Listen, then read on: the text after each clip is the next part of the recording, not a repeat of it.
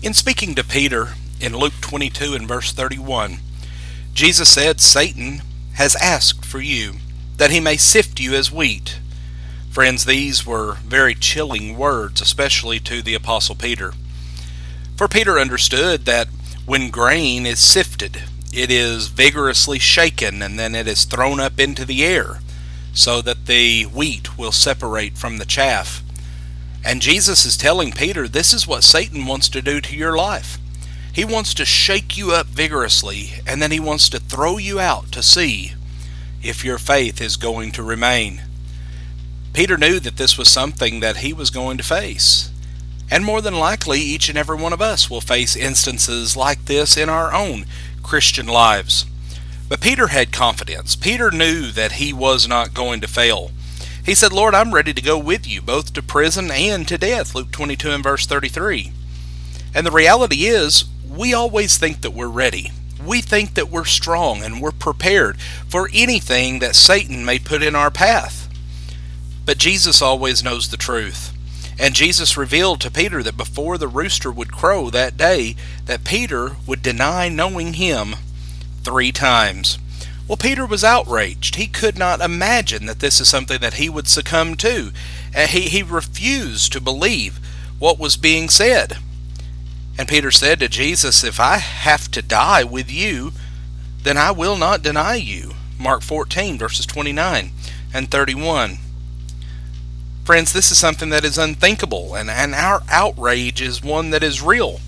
Dedicated Christians do not deny knowing who Jesus is. How is this something that could happen? Or maybe we think that this is something that would happen to somebody else or not to us.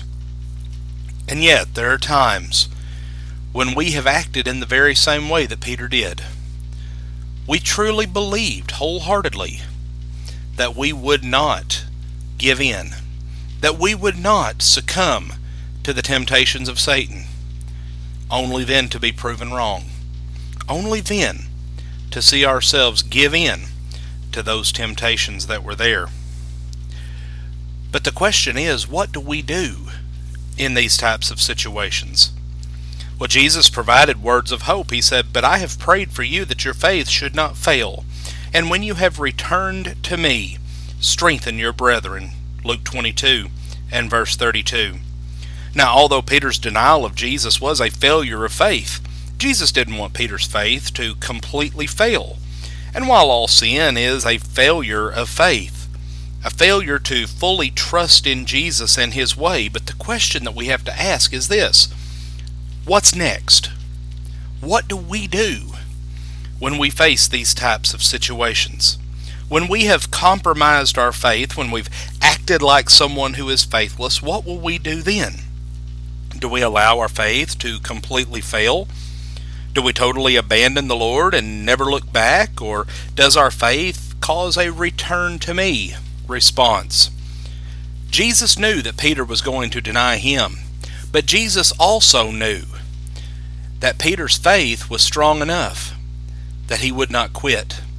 He knew that Peter's faith was such that it would produce a return to me response. And he told Peter, "Once you have overcome this and you have returned to me, use this to strengthen your brethren." Friends, I don't believe that we talk about this enough.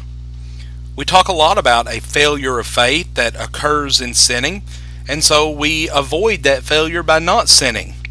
But we don't say very much about the failure of faith when it fails to bring people back to Jesus when they do sin. And then when faith utterly fails, sin, when it is full grown, brings forth death. James 1 and verse 15.